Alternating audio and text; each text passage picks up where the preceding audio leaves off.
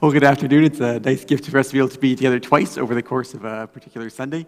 Again, thank you for tuning in to experience this Q&A time with Nick and Sarah. It's just a really gracious gift that we were able to just continue to gather together, even with current restrictions, to be able to hear from each other and to process. And again, thank you so much to all of you who have submitted questions ahead of time and those of you who will submit questions as we go along. Again, if you'd like to submit a question, there'll be a banner up on the bottom of the screen that will have my email on it. You can feel free to email me a question if you'd like, or you can also post it in the chat feature. I've got that available as well. I should be able to connect with you through that. So whatever questions you'd like to know over the course of time, or if one of our questions here or the answer stirs another question in your heart or mind, feel free to toss that in. One thing I just want to address quickly as we start the process of the conversation is sort of what Nick's role will essentially look like. The role that Nick is candidating for is the associate pastor, that is discipleship and multiplication with youth emphasis as well in the process. Again, this is a new role for us. It doesn't take over any other role that currently exists. Again, it's different than, say, Pastor Kalo's role in Connections. In Connections, Pastor Kalo is responsible for community life and how those things play out. This role would be developmental in focus, helping to create culture and move things forward, also helping to kind of care for the range of ministries and how things will play out over the course of time. And it's an exciting difference in how this will continue to move forward. So we have all kinds of different questions, a huge range of questions for the two of you this afternoon. It's going to be fun. It's going to be exciting. And so, yeah, let's toss one in to see how this will play out. So my first question for you is... Yeah, Sarah, why don't you tell us a bit about your background? Again, Nick talked a bit this morning. People heard some from him. There's been some questions about people wanting to get to know a bit more about you. So what's your background? What's your family like? Those kind of things.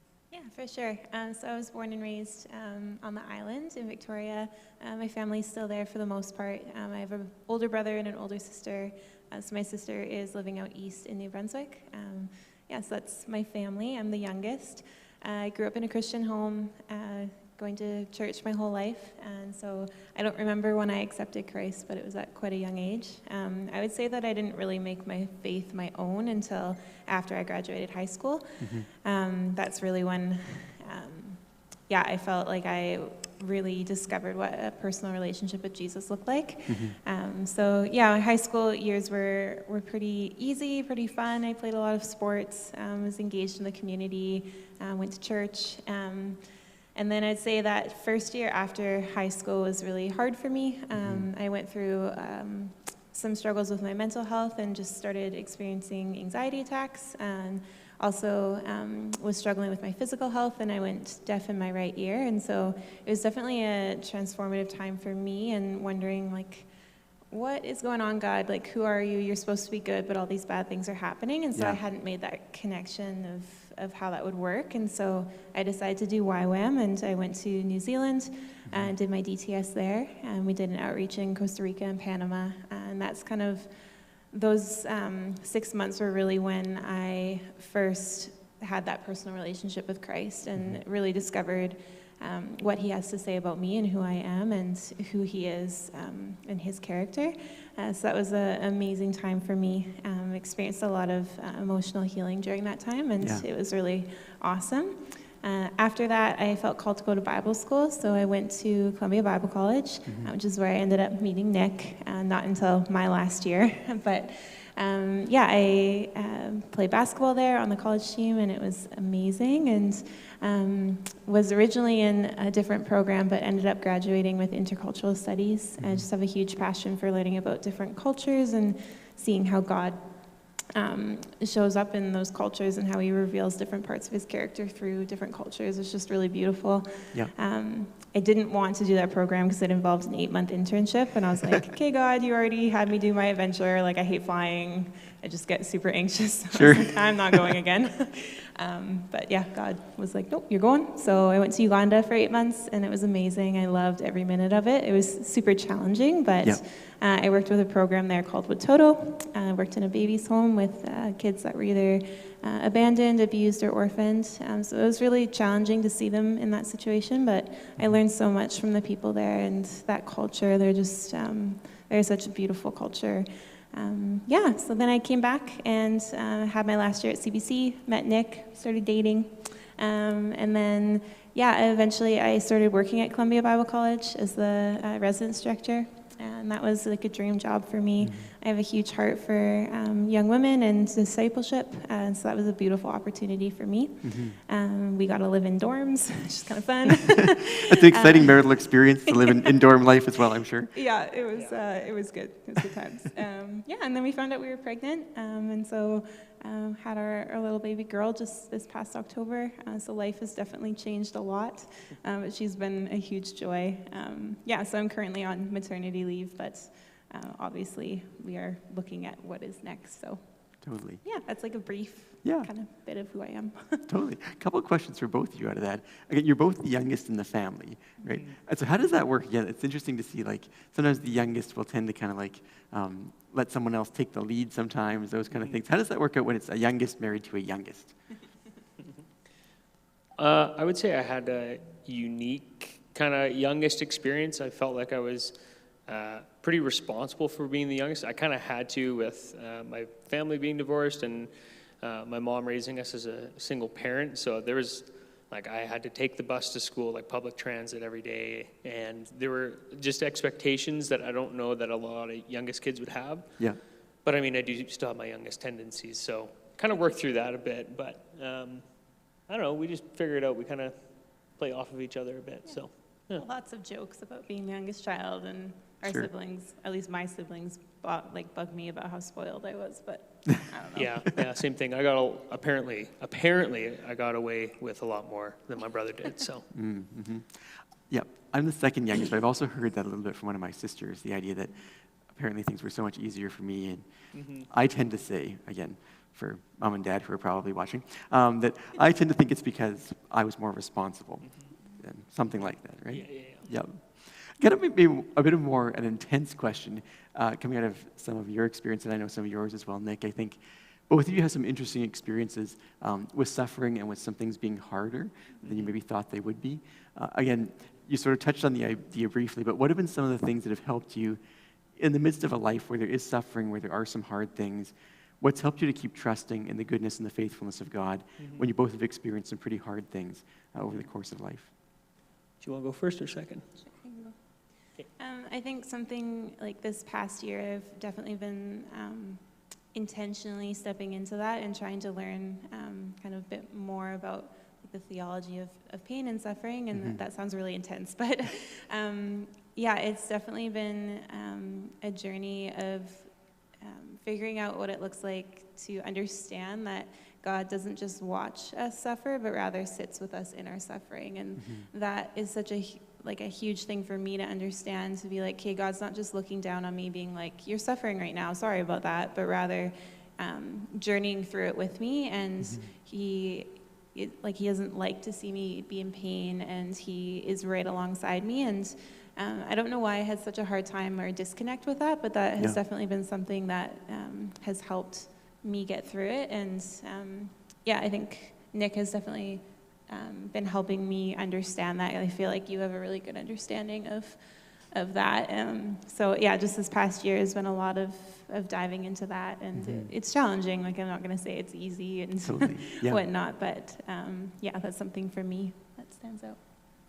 Yeah, I think, again, this past year as well, we both kind of intentionally stepped into understanding what suffering looked like and what it is, and had the opportunity to take a class on Proverbs and Job, and so I feel like I've just scratched the surface of, a good theology of suffering. But I think something that I've learned, something that Sarah touched on, is that God understands our suffering, I think, is really key to know. Like, if we look at his prayer in Gethsemane, before he went to the cross, he asked God to take this cup, but your will be done. And so even in that, Jesus has experienced intense pain and suffering because he knew what was coming and still stepped into that suffering. He didn't try to avoid it. He didn't try and cope with it in different ways. He accepted it and understood that God was with him to the very end. And it's even comforting to know that Jesus has experienced great pain and loss and tragedy as well. I think there's definitely something comforting in that, knowing that God has experienced our emotions and still experiences our emotions. Yeah, that's really interesting. I think because so often we feel like why is this just happening? But there's something really interesting in that sense of his ability to identify with us in our pain and to enter into our pain with us. Yeah, I think one of the things I'm trying to grapple with these days as well that I should have learned a long time ago, and maybe I've learned in part, a bit of that idea that he actually uniquely still cares about how I feel in the experience. Sometimes I think it's about he's just trying to help me get through it so that I can get to the other side or be productive through it or learn what I should in the process. But it's been a good lesson, and I think it's a growing experience to keep learning in the sense that he actually is concerned about how I feel, even in the process of the pain, even as he enters into it with me, and he understands, like, he can identify with that. And so there's something really interesting about that journey, I think. Yeah, for sure. Yeah. No, thanks for answering that question. I just when you talked about that, I was like, I just want to see if we can drag this out a little bit. Again, what are some of your favorite scripture passages and why? Yeah, I think a verse that has always stood out to me is Psalm 18, verses 1 to 2, and it says, I love you, Lord, my strength. My God is my rock in whom I find refuge. My God is my rock, my deliverer, and my stronghold. And it kind of goes on from there, but essentially, like, God is our refuge, and he is a safe space for us. And I found that verse to be really, really powerful in the moments that I have suffered and that I have gone through suffering, is knowing that God is a place of refuge, and that's a psalm from David. And he understood suffering as he was chased by Saul, as he went through the highs and lows of life. And that was one of his prayers to God and his thanksgiving to God. And so I find a lot of comfort in that, knowing that God is our refuge. He's our shield, our stronghold, a place where we can go and find comfort and shelter. Yeah. It's an interesting idea, too, to be able to assert that in the middle of it, right? Like David did, and like you talked about your own experience of doing that, just to say, in the middle of this, I'm going to assert that this is true. And there's something powerful about that. Yeah, definitely. Yeah. I think it's Exodus 3. I love that passage with Moses when he's at the burning bush and he comes up with all these excuses of why he can't go. Sure. And I'm like, I feel like I identify with Moses so much, like especially when God was calling me to do YWAM and go to Uganda. The list of excuses came out, and so I find that passage so beautiful because of the way that God meets Moses in each of his questions, and he provides for him with all of that. And you even see God get angry at one point, and it doesn't like God doesn't just give up on him and leave. And so I really do appreciate that passage, and just I kind of laugh every time that I read it because I feel like I'm so much like Moses in that moment of like, these are all the reasons why I can't, and God meets that and says, actually you can because of who I am. And so that's one of my favorites. Yeah. It's always kind of unnerving when you read that list, where you're like, oh, I've said that, and maybe a little bit of that, and some of that maybe too.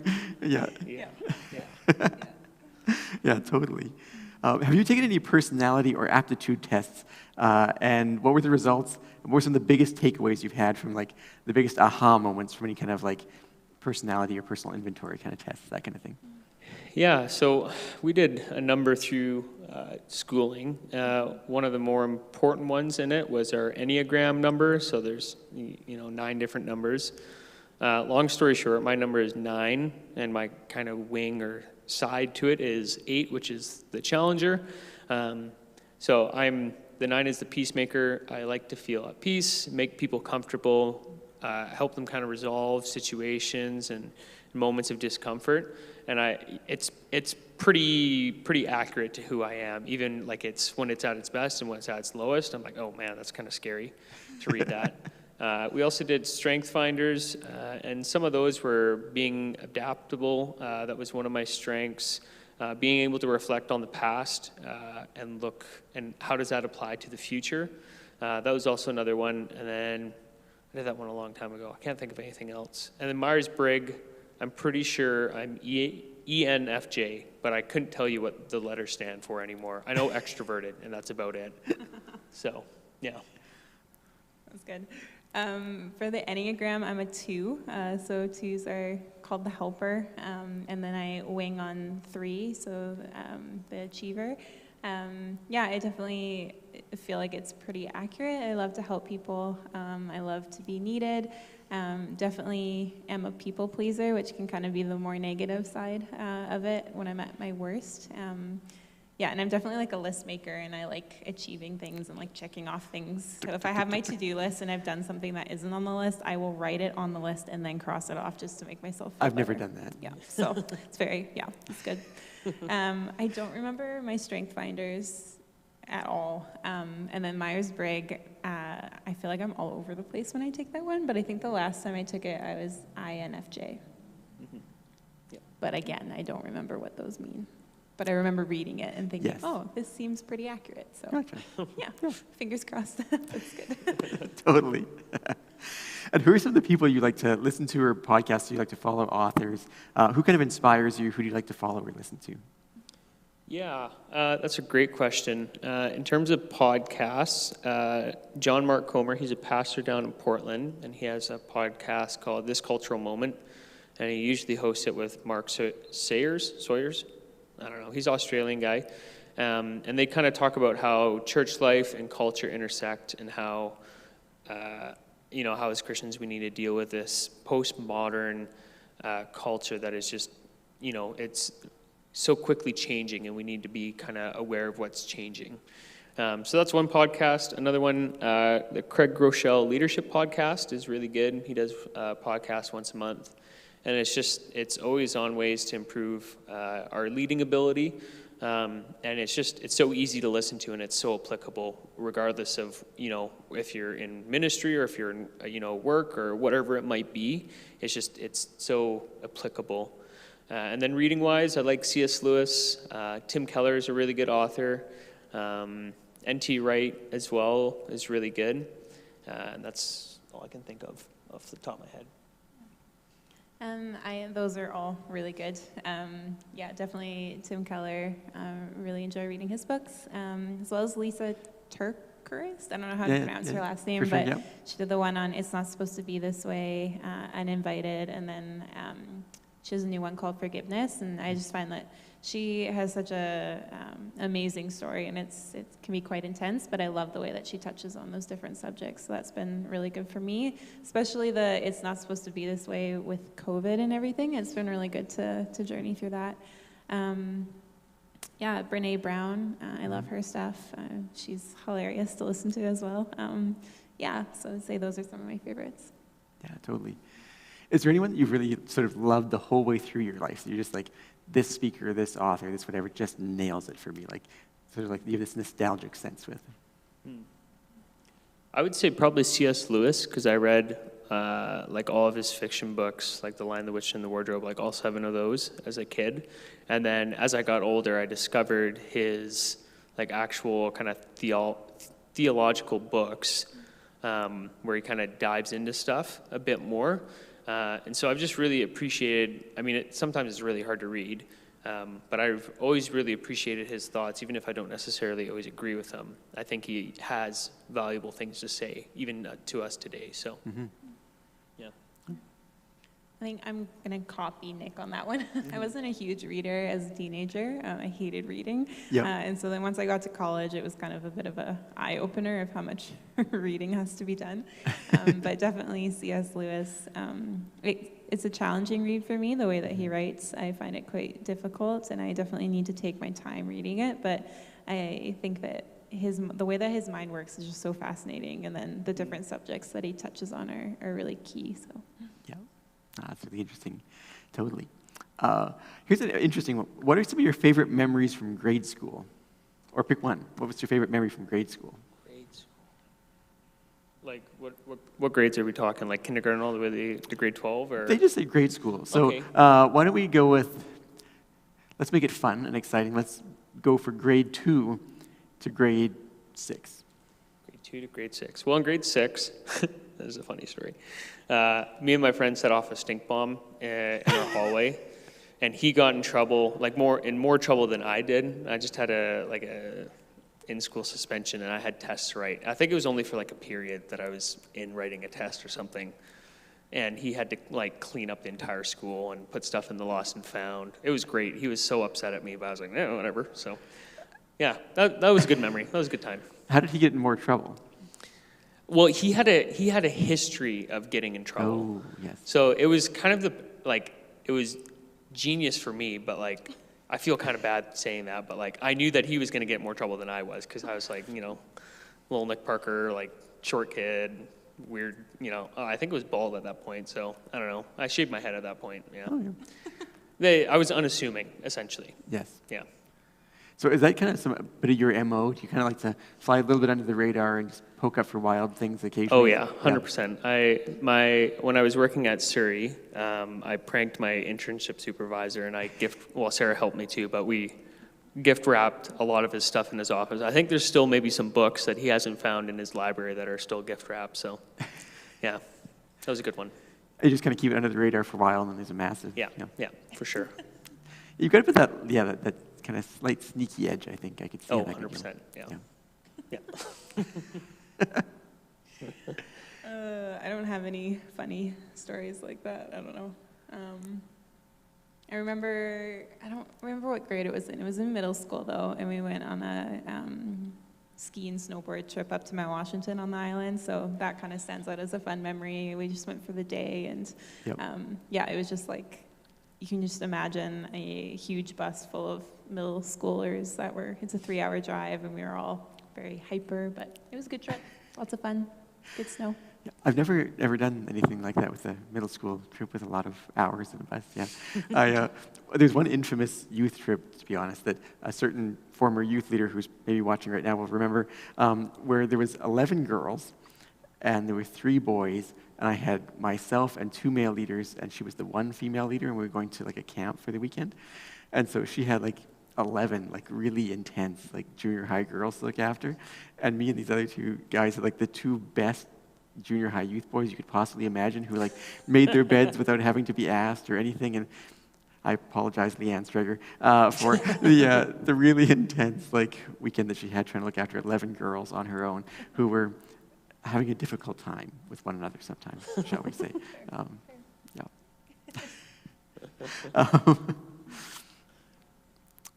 What else have we got in here? Someone else has asked a question. Nick, you talked a bit about this morning about a family where people didn't really know Jesus when you grew up. Someone has asked if any of your family members have since come to know Jesus since the last number of years, that kind of thing. No, not at this point. So I have a niece and nephew, Ryan and Beckett. They're 5 and 7 years old, or 5 and 8 years old. 5 and 8, yeah. And since they were like probably a year to 2 years old, I would bring them to church pretty consistently on Sunday, or on every Sunday that I would go, I would bring them. And yeah, I mean, that's been an interesting journey, and it's been kind of fun. I don't know if they've made a decision, but I hope that at some point they will, and that, even if we were to move up here, that they would continue going to church, or my niece is almost at the age where she could get into youth group, so that would be something I would be bugging my family about, to bring her to youth group. So, but it's something I hope and pray for every day, and I trust that God is working. So, yeah, totally, yeah. Is there a particular question you'd like to get feedback from the people watching? Is there anything you'd like to know from them? Your most how do I put this? A funny moment that you've had with Andrew in the past. Just like, something kind of funny happened or kind of awkward happened, embarrassing. It could be anything like that. I'm never awkward. No? There's no moment where I'm okay. awkward or do ridiculous things. Yeah, so I hope they hear some responses. That'd be great. I'd love that. It'll be fun and exciting. So again, if you'd like to respond to Nick's question, you can send me an email or post in the chat, and I will read out some of those if I want to. And we'll kind of move on from there. So another question that's come in is that since you're both young, you've grown up in a time where there's social media, what are your overall feelings towards social media? Both the huge ministry opportunities it creates, but also the potential negatives with addiction to it and the constant noise that it fills our heads with. How do you feel about social media? Yeah, I think I'll speak to that first, seeing as I don't have any of it, except for Facebook. I have Facebook, but I used to have Instagram and Snapchat, and it got to a point where I spent so much time on those apps that I was not recognizing what was around me, and I wasn't staying present in conversations or with my friends. And so after a while, I was like, this just sucks. I'm just getting rid of it. So I haven't had Instagram for probably 4 or 5 years now. Same with Snapchat. I think I got rid of them at the same time. I think it was in my second year of college. And I think there is potential for good with it. I'm just not sure what that looks like yet. It's something I've thought about and prayed about a lot. I mean, there's a good documentary on Netflix. It's called The Social Dilemma. If you kind of want to understand where I'm coming from with my perspective, watch that. It's fascinating. It talks about social media and its effect on culture, and kind of it's from the people who actually made social media, whether that's Pinterest or Twitter or any of those sites. Sarah watched it with me, and it was just very enlightening. So I personally don't have it. I know that it works for some people, and Sarah can kind of maybe speak to that because she does have it. But for me, I just don't have it at this point. Yeah, I definitely, that documentary that we watched was really eye-opening, and really appreciated the perspectives that the people who actually made it had. I think for myself, one thing that we've kind of been journeying over for this past year is just how comparison can really steal joy. Totally. And I find that a lot through Instagram, because that's definitely a highlight reel, and so everyone's posting, their highlights of life, and there's nothing wrong with that. Totally. We just Life need to is have great. we just need to have that healthy perspective that is, it's not their entire life, right? It's just like that highlight reel. And so on days where maybe I'm feeling down or just like missing stuff, I feel like I need to stay off social media so that I'm not seeing everyone's highlight reel there. So that's definitely, it can be challenging though, because it can be addicting. Like you kind of just start scrolling through and whatnot. But that's something that Nick has challenged me with. Especially journeying into motherhood, there's a lot of comparison, and there's a lot of like, you have to do this, you can't do this, and so actually looking to better resources than social media. But I think it's an easy trap that a lot of us fall into of we see something on social media and we think it's true or it's the best way to do something. And so I think, again, having that healthy perspective and being able to kind of do a reality check, I think is important. Yeah, that's really interesting. I think even just the two things you both have highlighted again, that idea of the comparison, like the social media envy is such an interesting thing, right? Because it presents an unrealistic perspective of life, right? Because this is what I want the world to see of me, who I wish I was in some way sometimes. And like the dangers of comparing that. Yeah. It is especially interesting, like you mentioned, with parenting, I think, because there's so much pressure around parenting in the sense that to be able to do it right and figure it out, and you have so many questions and so many things to work out and sort that through. And it's an interesting phase of life as well. I think even looking at the world in this last year, how dangerous it is with social media as well, that what is true, how do you work those things out? So it's really interesting to process that. Yeah. What would be your advice to someone who's wrestling, like someone who's trying to figure out, is it okay for me to do it or not, because they're feeling a lot of envy or a lot of insecurity, or maybe even an unhealthy need to figure everything out or see everything or read all the posts or read every piece of information around COVID or whatever it might be. What would be your advice about when it would drift into unhealthy and when it could be safe, or how to put some good safeguards in as they work with social media? I think setting boundaries for yourself, like how much time you actually spend on it. I have a flip phone, so like I can't access it at work. So like it's when I come home is when I would look at social media, and I usually do that for, 15 minutes, 20 minutes or something like that, depending on the day. But I think setting boundaries with yourself around that and making it easy to keep those boundaries is really important. And like, if you're really struggling, just get rid of it for like a week. Like, you're not going to die. You're not going to miss anything. Like, I thought when I was going to get off Instagram or Snapchat, I was going to miss out on so much. But I started realizing the people I really cared about, I wasn't going to miss out on their life because they were going to keep me in the loop on that. And so, you might have like a few hundred or a few thousand followers, but do you actually know those people well? Do they actually know you well, aside from your Instagram or your Facebook or your Snap, whatever it might be? And just kind of give yourself a perspective check on, what's really important. Because I think that was hard for me at first, and I went a week and I was like, oh, I don't I don't actually need this on my phone. Like I can set aside a little bit of time for it, but I don't need to be constantly checking and constantly looking at it because I'm missing what's around me right now. It's interesting, that idea of like just the open space. I think that's like that idea of sometimes when I feel busy, I feel a lot of pressure to try and like squeeze the most out of every second. But it's interesting then how much I do miss. I think I like your point around that sense of missing the moment, because sometimes there's beautiful things that happen in the grocery line, or when you've got 5 minutes in traffic, or when there's those different things, that sense of, okay, there's actually space here. I could just embrace this moment. There could be moments with God, or just something fun that happens over the course of time. So, yeah. For sure. Yeah. I think there's also like a time limit app that you can get, or that you can use on your iPhone, and so I've put that on my phone, and it's been a good way to like actually keep that boundary. And so for however long, like if you wanted to have max an hour, it would pop up and say like you've reached your time limit.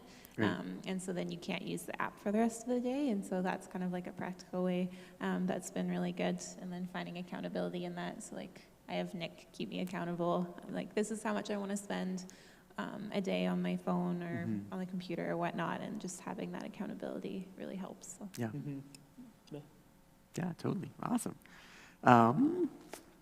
So someone's asked a question about, with whatever you're comfortable sharing, what are some of the tougher challenges that you faced in life in general? And how have you worked through those challenges? What did God teach you in them and through them? So I think we've talked already a little bit about the idea of suffering and how God meets us in that. And again, just to the extent you're comfortable sharing, what were some of the things that you found that have been challenging or hard? And how has God met you in that? What have you learned through those things? Well, I mean, I've also struggled with anxiety through seasons. And there were 2 distinct seasons where I noticeably struggled with it to the extent that I was having anxiety attacks or panic attacks. And so I think what was helpful for me in those moments was to kind of almost troubleshoot or diagnose with like a Christian counselor or with some friends to kind of see what was going wrong for me, where I was kind of struggling, and what kind of things were making me feel overwhelmed or anxious. And in those 2 different seasons, one was just a lot of hard things just happened all at once. And so I just needed space and time with a counselor just to kind of process those things. And I found that really helpful. And then in the other season, I think I was just doing too much. And I wasn't creating enough space for things that gave me life and for things that were really key for my life and daily rhythm, such as, reading my Bible in the morning or spending some time in prayer. Without those things, I found myself feeling sad a lot of days or feeling overwhelmed a lot of days. And I know that mental health is more complex for some people than that, and that is okay. This was just my experience with it. So, Yeah.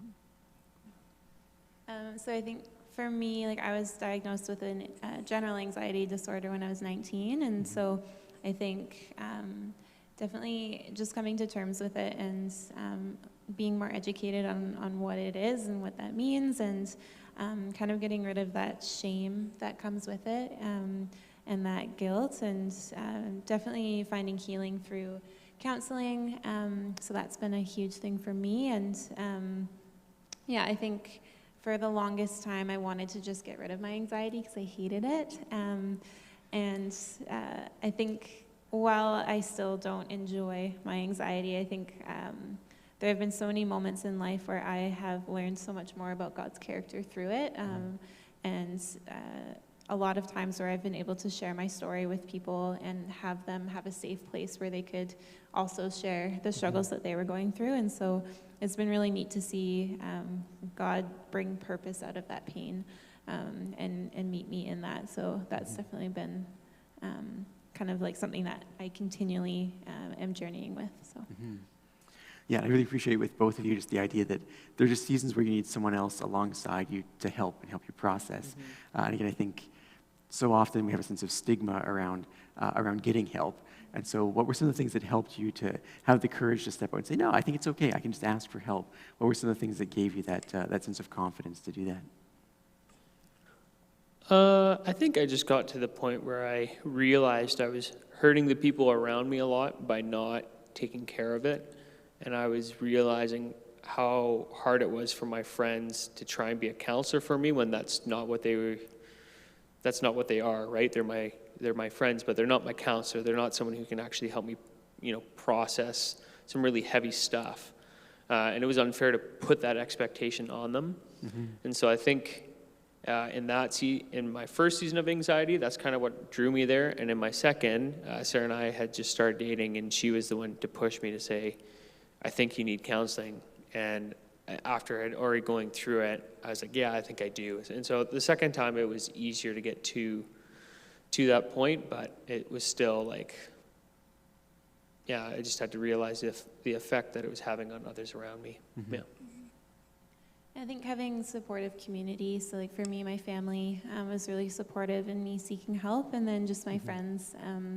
And actually my basketball coach, my first year of college, she really pushed me to go seek counseling and actually drove me to my first appointment. So that was really awesome. I think, just having that safe place where people can encourage you to seek the help that you need, and maybe even point out that blind side for you. Sometimes it can be hard getting over that pride or that fear of just like, I have to open up to somebody I don't know. It's actually so freeing, and so I think everyone could benefit from counseling. I think it's been so good. So, yeah. Yeah. What are some of the things you've learned about God through the experience? Again, through going through those seasons, what are some of the things that He's shown you about, again, who He is, or His care for you, or life in general? I think the first thing that comes to mind for me is how God can take something so messy and how we might view as ugly and really make it beautiful, as cliche as that sounds.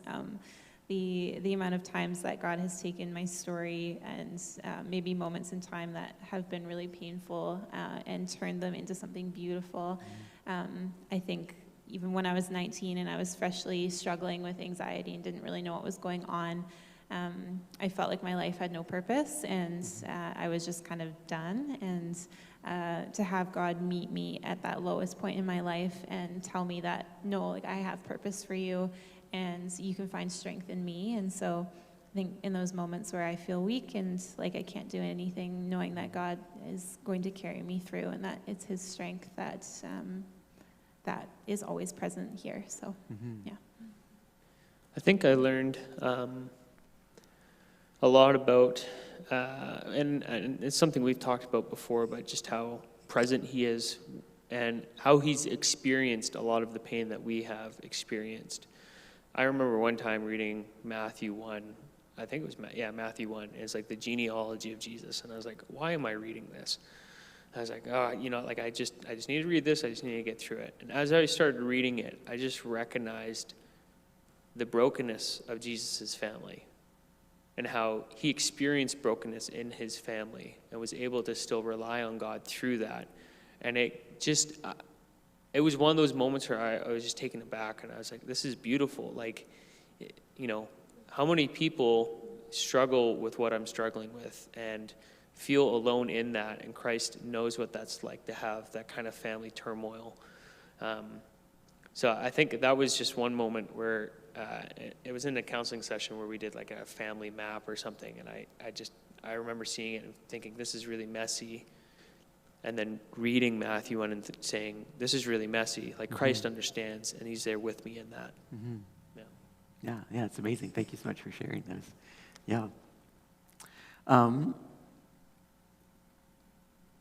Nick, why don't you talk just a little bit about, someone has some questions around, what's kind of your experience with youth ministry, how much you've led, what you liked and didn't like about being involved in kind of leading in youth? So I have, I grew up going to a youth group from grade 6 to grade 12, and it was like easily one of my most fun memories, especially my grade 12 year. Like, we just had such a blast. And I started helping out leading middle school youth and had a group of guys there. And then unofficially interned 1 year, and then interned the next year at that church. And just fell in love with being able to journey alongside youth. Like, when I started interning, my boys who were in grade 6 were now in grade 9. And it was just such a fun process to be there with them through all those steps, and to see them grow, not only like physically, which is kind of funny if we're being honest, But also just to see the maturity and see the wisdom that they held was really just impressive. And then this past year, I was an intern at Surrey Alliance and was essentially the youth pastor. Like, I was running the ministry itself. And that was unique because I was used to like a rural setting like this. And then I went to like inner city, like, Surrey's pretty urban, like the church is right downtown. So it was a bit of a culture shift in that sense. But also really enjoyed that and loved that, to getting to know a new group of kids and experiencing that. So I think some of my highlights have been doing youth retreats with kids. Those have been some really good moments. One-on-one conversations that I've had with kids, both hard and good conversations, are some of my favorite because I feel like that's where the most growth comes from. Least favorite things about youth ministry, all-nighters. I used to be able to do them, and the last time I did one, I was messed up for like a week. Like, I felt so tired. And all-nighters, like, Yep. they're great, They're but at the same terrible. time, Oh. they're terrible. I Yeah. never liked, the worst thing about an all-nighter was between 2 and 4 in the morning. I don't like anyone between 2 and 4 in the morning. I realized, like, doing youth all-nighters, I was fine until 2. I was fine after 5. But it was just like, oh, that space in the middle. Yeah, definitely. Yeah, totally. You talked a bit about adapting between like a more rural and a more urban setting. And again, one of the interesting things is moving here. It's a different environment, it's a bit different in feel. What are some of the things that have helped you to adapt and sort of process shifts between sort of cultural norms or different kinds of spaces? I think the thing that I learned the most, especially going to Surrey, because my church was rural, it was like predominantly like church kids, Christian kids who knew the Bible really well, then went to inner city where that wasn't necessarily the case. Still Christian kids, but lots of kids struggling with culture and faith and how that intersects. And so I think the biggest thing that I took away was being able to listen and to kind of soak up as much information and knowledge that I could from the kids and from the parents to kind of get a feel for what the culture was like and what things are they worried about for their kids as they go into middle school, or what are their kids worried about as they go through school. And that is contextual to some extent. Obviously, there's always some universal things that kids struggle with, but different contexts lead to somewhat different struggles, right? Because in inner city, the influence of culture is just all around them, right? It's just permeating.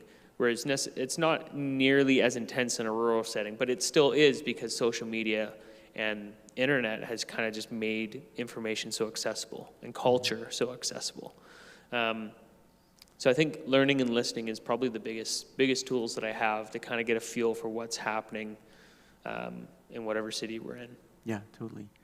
Yeah. Definitely. One of the questions someone has is, what do you feel that you most bring to Fort St. John Alliance? Again, if this is what God is doing, if he calls you here, what are some of the things you just feel like, I think this is something that God has placed within me that I'm bringing to this context? Yeah, that's a great question. I really believe that one of my strengths is discipleship, and one of the things I'm excited about this position is being able to develop leaders and to grow leaders so that they can also disciple those around them as well. So I think I really love kind of hearing where people are at and then seeing where they want to grow, where I think they should grow, and kind of pushing them towards that. Because I think, and I had this in youth group growing up, but I had a youth leader, Steve, who always really pushed me to be more and to grow more in my faith. And so I think I can bring that to the table while still listening to people well. Yeah, I think that's like the main thing. I kind of lost my train of thought. But I think it's a really interesting experience. I think it's been my own experience as well, right? Like, again, I had an amazing youth pastor who just really showed me there's so much more than I ever thought was possible. Like, I was the lead pastor's kid, I had grown up in church. I felt like I knew stuff. But then I remember seeing just the profound and genuine humility in my youth pastor and just this deep passion that was different than I had understood before. And it kind of just opened up this whole new world for me. And I think similar to your experience of, there's just someone who saw you, cared for you, drew you out. And I think, I know I wouldn't be here now if he hadn't been intentional and drawn me out and just seen me and listened to me well, but challenged me as well, and those kind of things. So I think it's an interesting gift to see how God just continues to create the ripple effects of discipleship, right? That it's meant to just keep going out so that we can care for someone and then they can care for a group of other people, those kinds of things. So, yeah, it's really powerful. Yeah. Here's another question. What in your experiences has characterized a great leader for you? So again, who's been kind of like when you look at the great leaders around you, what makes someone a great leader? I think that's the question. Yeah. Yeah, that's a great question. I think when I think of good leaders, I think of leaders who listen with intention, leaders who really care about the individuals that they're leading, and have a lot of humility and are willing to acknowledge their mistakes, because I think it just makes them more human. And you don't put them so much on this pedestal, but you start to recognize that they're, while they're a leader and they might be above you in some sense, they're also, the same as you in a lot of ways, and have come from the same place. And growth is attainable. It's not this far off, distant thing that we have to be perfect, but it's just one step at a time, moving with Jesus down the path that he has for us. Yeah. Yeah. Do you have any thoughts as well for you, Sarah? What makes a great leader? I really appreciate what you said about just that intentionality, and instead of having leaders be like this, up on a pedestal and kind of idolized, I guess, in a sense. I think that can be really dangerous. And so I think of leaders in my life who I've really appreciated and, that have just been really honest about where they're at, but also have that boundary of like not overburdening the people that are following them. And Sure. So it can be a tricky balance, but I just, the leaders that I think of in my life, like my coach, who's also my mentor, and she just did a really good job of being really honest with me, but also not burdening me with the stuff that was going on in her life. Like, it was just a really healthy relationship in that sense. So, Totally. Yeah. Yeah, and it's an interesting process to work through, right? Like how to be authentic and open and vulnerable without the, either the awkward overshare or the sense of like, I'm burdening you with my stuff. What have been some of the things that you think are good sort of guidelines or healthy boundaries around how to do those things well? It's an easy question. I know. I just toss it out there for you. I think having the people that you can be completely honest with, and that's like a core four. Oh, that kind of rhymes. Not really, but you should market that in a book. Have your core four. Right? Yeah, I'll put a trademark on that tonight. Yeah, totally. I'll get on that. But in all reality, I remember it was at a youth workers conference, but the speaker was talking about friendships and how we need these kind of central people in our lives that we go to with everything and are willing to ask us about the hard things, like how's your marriage going, or how's this going? And then outside of that, you have your friends, and then it keeps kind of building out from there. But really having those core central people that you can share those hard things with, and then kind of processing with other people on what, the areas of growth that you need. And then kind of just recognizing what might be good to share at this point, what might not be good to share at this point. So, yeah. I think that's good.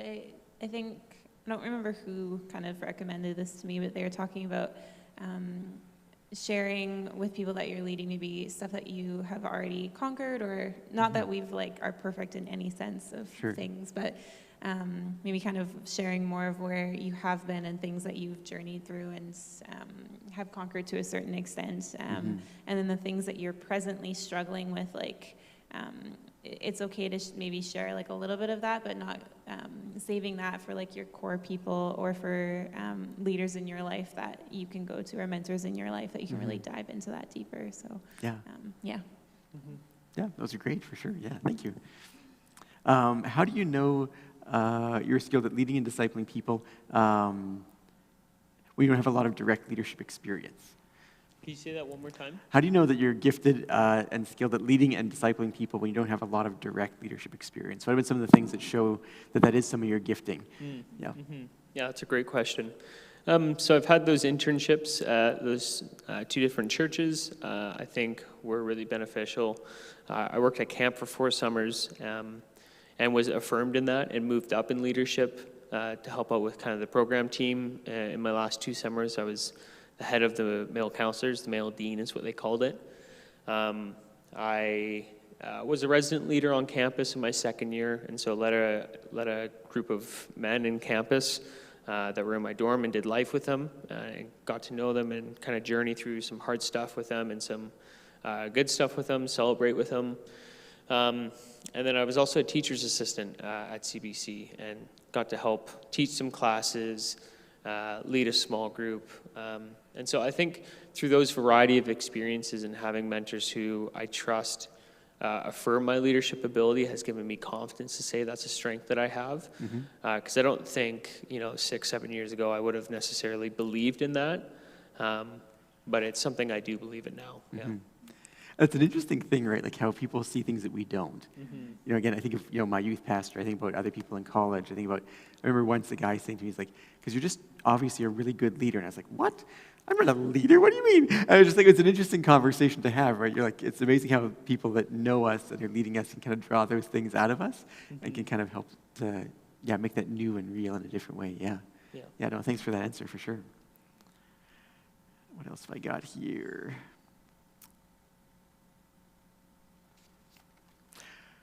What do you think are blah, blah, blah, blah, blah, blah, blah, blah, blah, blah. Yes. I should actually read the question before I read the question. It would help me articulate it more clearly. How do you stay current on changing church trends? Yeah, I think I have a lot of friends who work in ministry.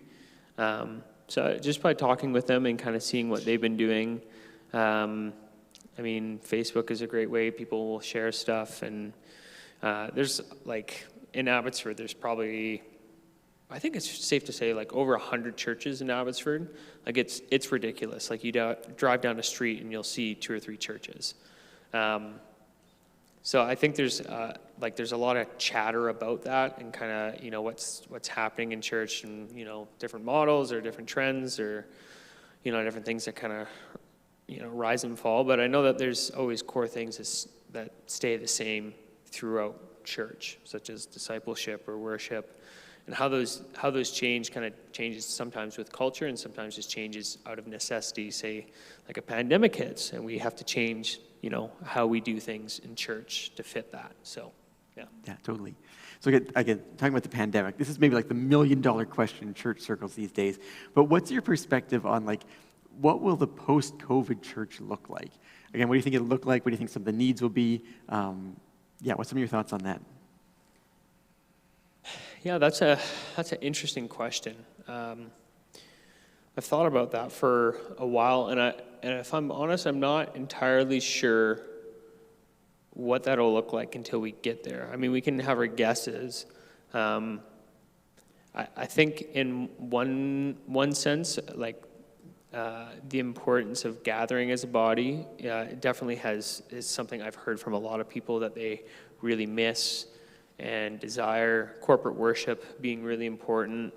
I think just having those connections, there might be more of a need for community groups and getting plugged in that sense, because it has been such an isolating time for people.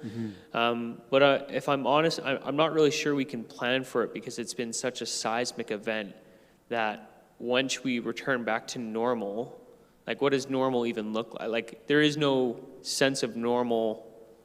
It's not going to go back to what it was before COVID.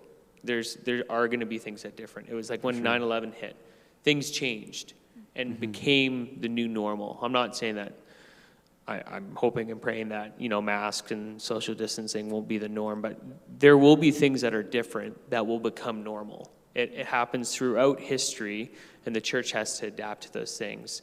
So it's almost like a wait and see, and maybe as we get closer to it and it starts, more vaccines roll out or more people get immunity, whatever might happen, that's kind of when we'll start to get more of an inkling. But I feel like we're just on the cusp of that, and I feel like we still have, months to go before we get to that point where we might be able to say, this is what church is going to be looking like, or this is what the needs are from people. So.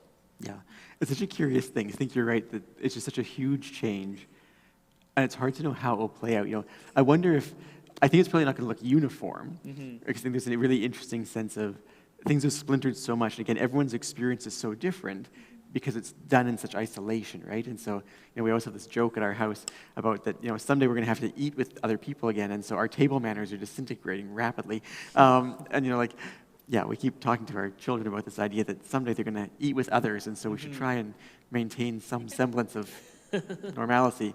But I think it's kind of a macro experience of that, because everyone's been so much on their own for so long, and their own comprehension of what's happened, their understanding of what is best in the situation, again, is polarizing, and even people's experience of what they like and don't like is shifting so broadly. And again, I'm curious to see if there's one outcome, right? Say, for example, that people like digital more, or if they like digital less, or if it will simply splinter because, again, people's experiences have been so different. They've lived life so differently from one another for a long period of time. If there'll be some that are just like, I will never leave the church building, and they will they'll pull an Anna, and they're going to camp out here for the rest of their lives. Or if there's other people that just feel like, I don't ever need to come back in the building again. I would prefer to do church in a digital format.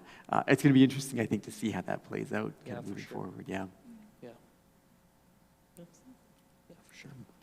Totally. All right, so we've got some other questions here. So I've got a response about funny, awkward moment.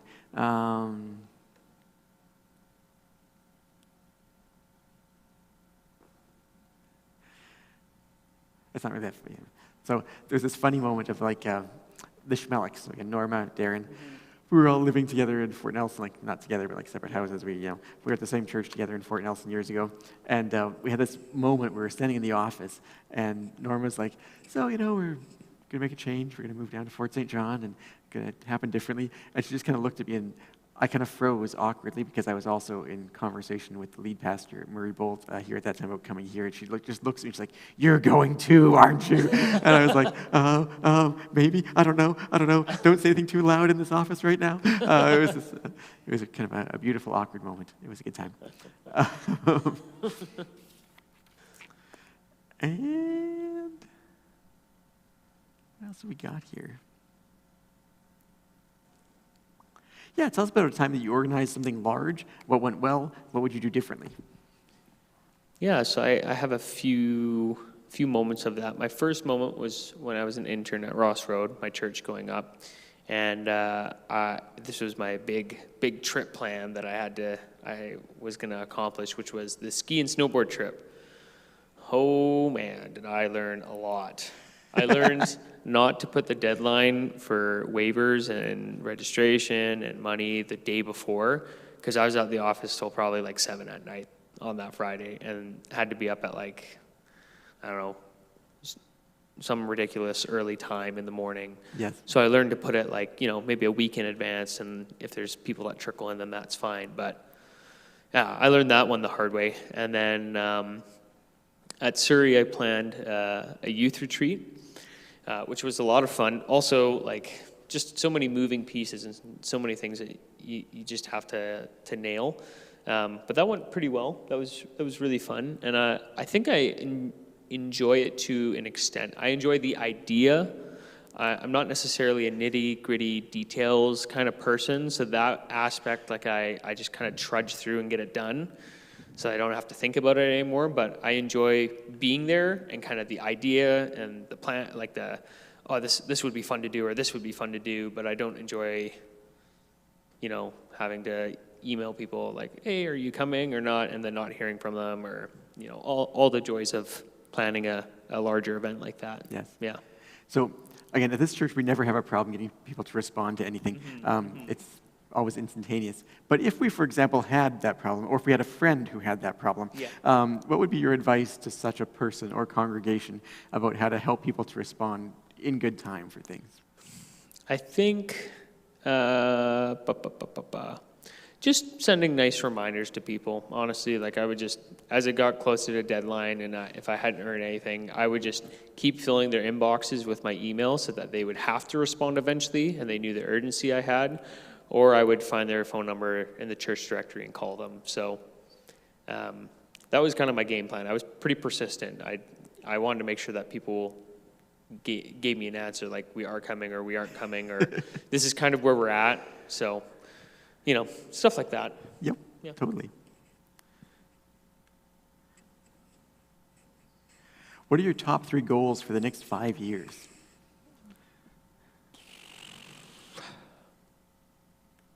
Here's an easier one while you're thinking about that. So Alan Stobie would like to know what your favorite pair of socks are and what they look like. Favorite pair of socks? Yes. I mean, the socks I have on right now are kind of fun. Yep. They're not my favorite. I have a pair of green ones that I like better. I'm not a huge sock guy. I got some as a wedding gift, and they're like, I don't remember what they are, but I got socks as a wedding gift once, and that was kind of nice. Fun socks. I think I have donut socks as well. Yeah, those are fun. Yeah. Yep. And so now that you've had all the time that you could possibly need to ponder the next 5 years, what are some of your big hopes, dreams, plans, thoughts for the next 5 years? Yeah, we've talked about buying a home in probably the next 5 years or so that's a priority for us. Eventually have more kids. How many? The number is undetermined. We don't know. The Lord will let us know. Sarah will let us know on that one. And then I think another goal is just to be in ministry, to be in church, finding different ways for both of us to serve. Just doing what we feel called to do. Yeah. Mm-hmm. Totally. My question for you, though, Sarah, because this morning you talked a bit about a dog and how much you like them. And so in the next 5 years, are you hoping to have a dog? And if so, what kind of dog do you think you would like? Yes, 100%. I was going to say that's definitely on my priority That's list. her number one priority, let's be honest. Yeah, definitely. I think, we've talked a lot about breeds, and one of my friends is a veterinarian, and so I've been, bouncing them off her and You got all the inside work on that, yeah? Yeah, asking her questions. But I think we would love to have, a chocolate lab. I feel like that would be really fun. But we've also talked about getting a bigger dog. We both love St. Bernards. My parents have a St. Bernard. Yeah, but I mean, they're big dogs, and they eat a lot of food. And so I think financially, maybe a lab would be a little bit better.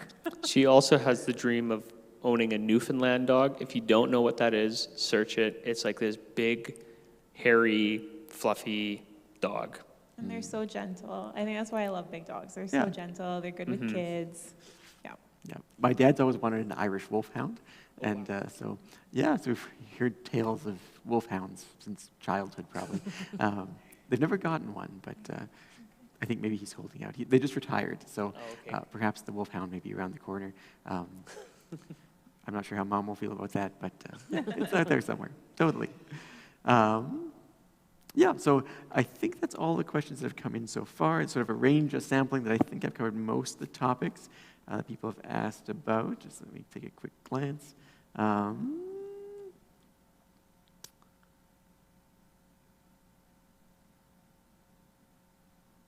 Here's an interesting one for you, Nick. What was the topic of your first sermon, and how did it go?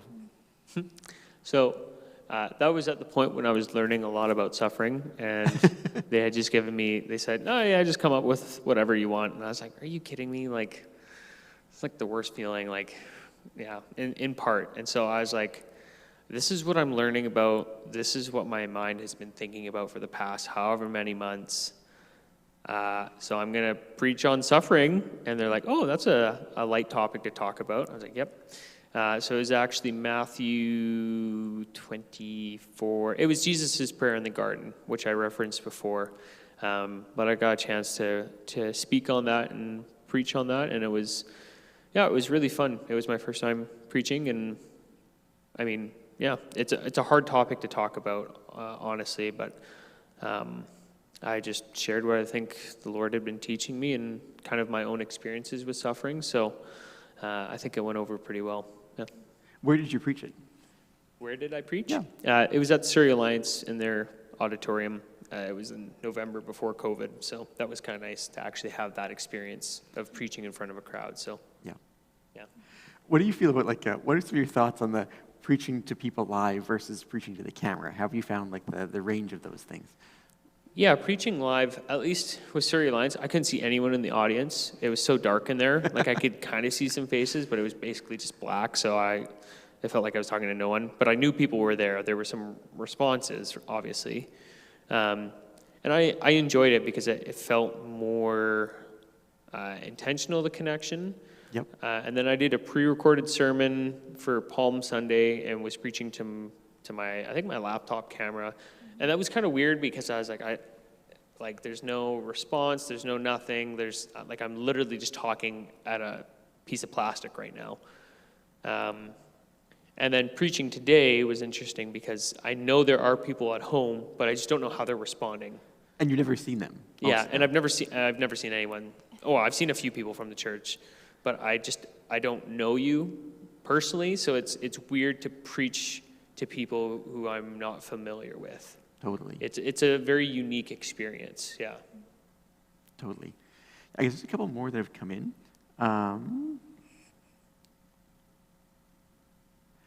Someone would like to know, where do you disagree with Lewis? Where do I disagree with Lewis? Just pick one. There might be a couple. Yeah. He has some interesting views on heaven. I think it's from the Great Divorce and kind of the story of people like being stuck in hell or purgatory, and then they're on this bus and it goes to heaven, and then there's people stuck there and can't quite necessarily reach the gates. It's very interesting because it talks about how people, like say for example, there's an artist there and he's desperately painting this the beautiful mountain range, which he's supposed to be walking to. And the guy's like, well, you don't need to be painting anymore. Like the beauty and the glory of God is right there. Like, why are you painting it? Go experience it and be there. And he's like, no, like I need to paint and show everybody. But he's like, no, like everyone who wants to experience that is there. And it goes through a bunch of different people with different occupations or different vices and kind of talks about that. But it's just a weird kind of view of heaven and purgatory and how that all works, and I'm not necessarily sure it's biblical. It's interesting, and it's interesting to think about, like, am I worshiping the thing that's supposed to be giving God glory, or am I giving God glory through this thing that I'm doing? And it's super interesting, but I'm not necessarily sure the actual, way that people get to heaven is correct. Actually, I know it's not correct, so that would be one thing I would disagree with Lewis on. Sure. Yeah. And so if the two of you had to choose a winter experience, would you take constant rain or 20 below? We would take snow. We love snow. We do love snow. Yeah. So if it's minus 20 in snow, yep, we'll do it. We'll take it. The gray and rain, like waking up and going to work, and it's just pouring rain, and it's just gray the entire day. Like even when Ayla was born and we were in the hospital for 24 hours, like the labor period, like I lost track of time because it was just gray and dark all the time. So I had no concept of time. And so it's just, I don't know, it's just kind of mucky, kind of gross. Yeah. Yeah. Following up on your social media conversation, a question has come in about there's people seeking God and they're seeking Him online. And so how do we be in the world to engage with those seekers but not be conformed to it? So we've touched on some of those ideas a little bit. Is there anything else you want to add to that sense of how we be in it but not conformed by it? Yeah, that's a great question. One I've thought a lot about. I think it depends on your tolerance, if that makes sense. So for me, I think I struggle too much with social media to make an impact there. Whereas I know some people, like Sarah, set good boundaries.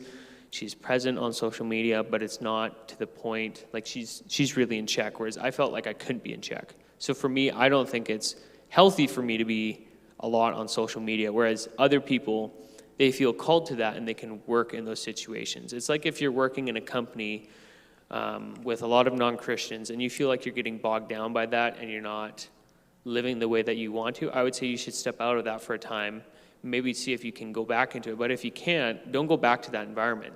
But there might be certain people who have that level of accountability or that level of comfort that they feel comfortable to go into those situations, then you should do so, right? So I think it's kind of a level of your tolerance to social media, I would say. Like if it's making you stumble, if it's not helping you, if it's increasing your anxiety and your depression, those are statistics that are known that social media can cause, then you should step away, and you probably shouldn't be on it. But if you feel like you're healthy and you can work around it and you can set boundaries, then go for it and try and reach people that you can. Because there are like lots of great pastors and authors and Christian people in general have social media and do use it. And I have heard of people, hearing the gospel and being saved through social media. It is possible.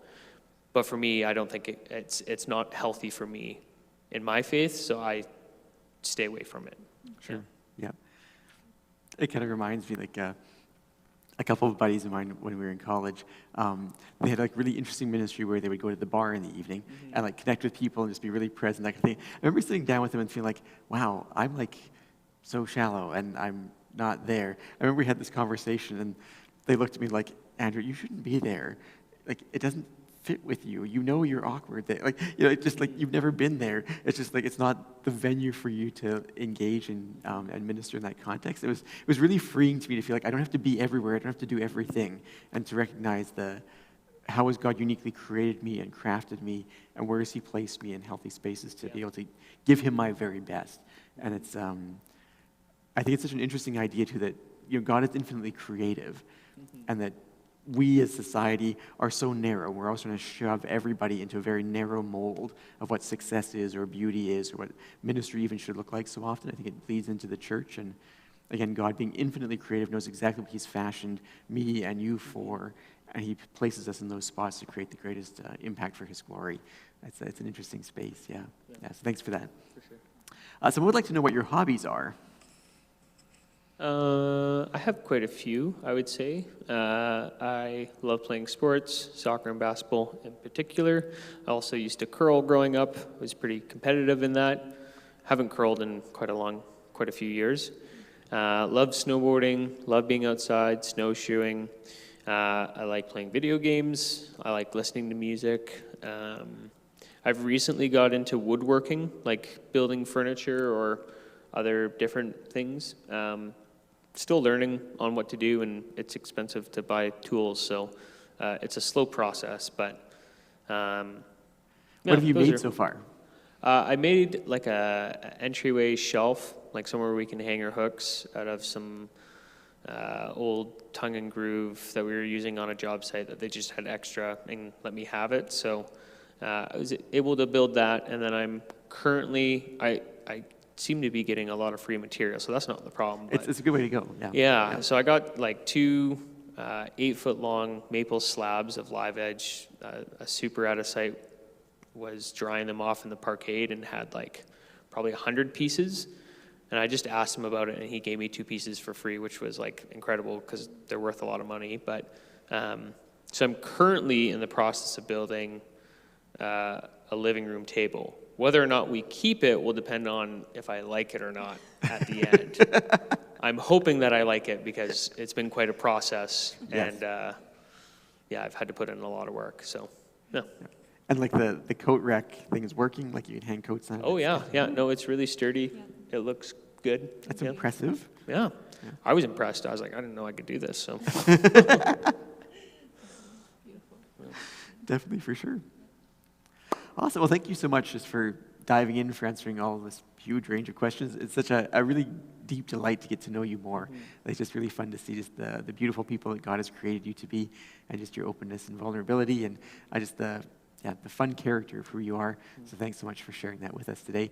And thank you to all of you who posted questions and sent in questions. I hope I've got the essential nature of what each of you were hoping to have answered today. And again, I just want to remind you that please connect with us and respond with the response form that I think is available or will be available on something soon. I should have asked more questions about how the response form is coming out.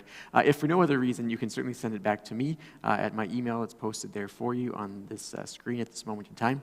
And again, what we're looking for in the response is just, what are you sensing God is saying to all of us as we discern together the future for you and for us as we kind of keep moving forward.